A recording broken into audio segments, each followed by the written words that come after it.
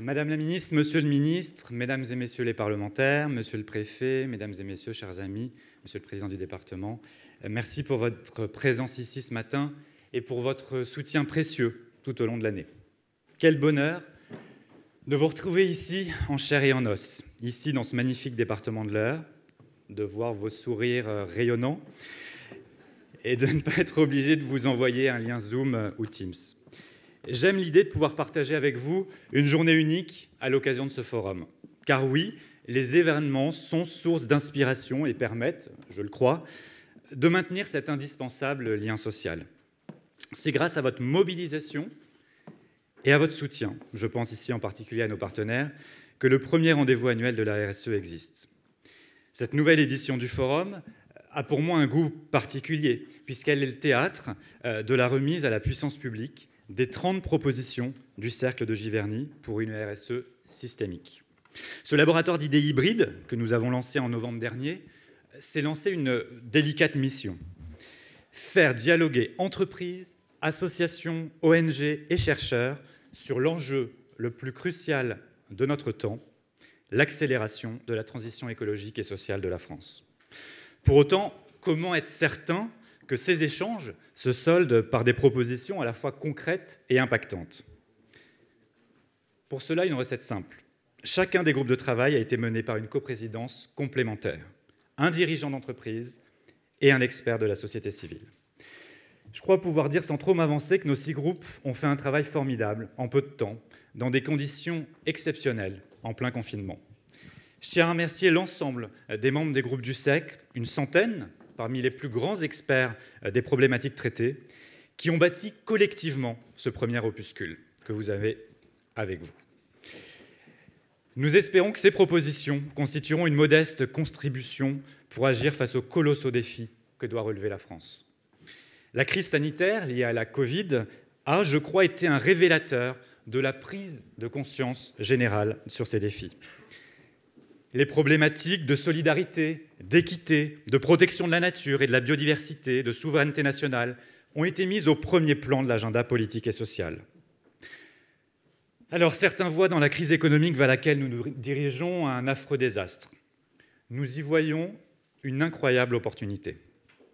C'est une chance historique de bâtir une société plus durable, plus équitable, en un mot, plus résiliente.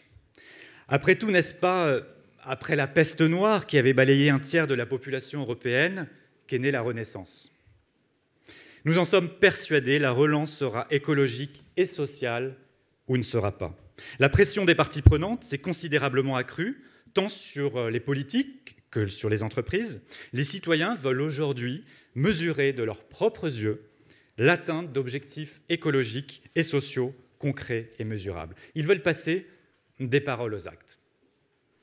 Alors les entreprises ont justement un rôle clé à jouer pour répondre aux défis qui se présentent devant nous, car elles sont les premiers acteurs de la société civile. Et disons-le franchement, elles sont un moteur de la transition écologique et sociale. Alors nous appelons à passer d'une logique d'obligation de moyens à une logique d'obligation de résultats. Au sein du Cercle de Giverny, nous sommes convaincus d'une chose, le temps des grandes annonces suivies d'actions marginales est révolu. Ceux qui pratiquent encore des politiques de greenwashing décrédibilisent l'essence même de notre démarche. Les questions de RSE doivent aujourd'hui être une priorité explicite des dirigeants et doivent ensuite irriguer l'ensemble des champs d'activité de l'entreprise. Au cœur de tous nos travaux, il y a cette vision systémique de la RSE. Nous sommes persuadés que seule une RSE portée au plus haut niveau de l'entreprise, certifiée par une mesure d'impact et construite autour d'un véritable dialogue avec les parties prenantes, est crédible pour répondre aux titanesques défis que nous connaissons. Alors cette RSE-là ne servirait plus de cache-misère verdoyant, mais de fer de lance de la performance d'entreprise construite autour d'un nouveau contrat social. Dans un monde anxiogène, le Cercle de Giverny tente de porter un message d'optimisme.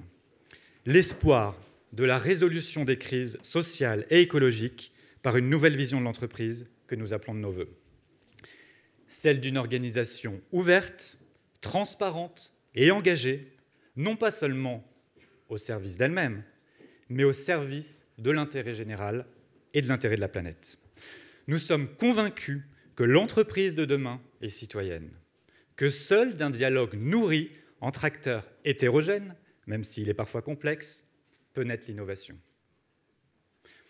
Si vous êtes là aujourd'hui, parmi nous, c'est que vous avez non seulement conscience de l'immensité des défis qui se présentent à nos sociétés, mais que vous avez aussi la volonté d'être des pionniers, des précurseurs et des bâtisseurs. Et je sais, chère Barbara, cher Sébastien, que vous en êtes, et je tiens à vous remercier pour votre confiance. Je forme donc le vœu que cette journée nous inspire, nous sorte de nos certitudes et nous permette de faire des belles rencontres. Je déclare donc le 2e forum de Giverny ouvert. Merci à vous.